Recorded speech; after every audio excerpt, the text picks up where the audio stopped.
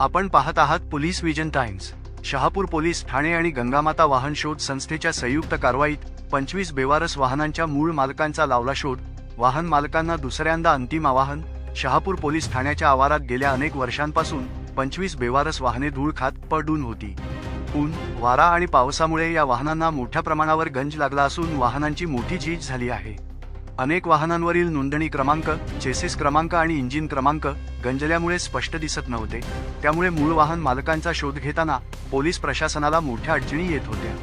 या बेवारस वाहनांमुळे पोलीस ठाण्याच्या परिसरात दुर्गंधी पसरली असून पोलीस अधिकारी व कर्मचाऱ्यांच्या आरोग्याला धोका निर्माण होण्याची शक्यता नाकारता येत नाही। या पार्श्वभूमीवर ठाणे ग्रामीणचे जिल्हा पोलीस अधीक्षक डॉक्टर डी.एस. स्वामी, अप्पर पोलीस अधीक्षक अनमोल मित्तल आणि शहापूर उपविभागीय पोलीस अधिकारी मिलिंद शिंदे यांनी बेवारस वाहनांचे मूळ मालक शोधून ती वाहने त्यांच्या ताब्यात देण्याचे स्पष्ट आदेश दिले होते।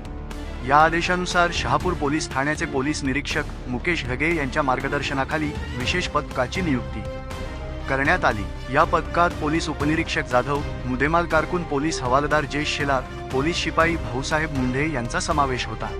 वाहन मालकांचा शोध घेण्यासाठी महाराष्ट्रातील अग्रेसर असलेल्या गंगामाता वाहन शोध संस्था यांची मदत घेण्यात आली।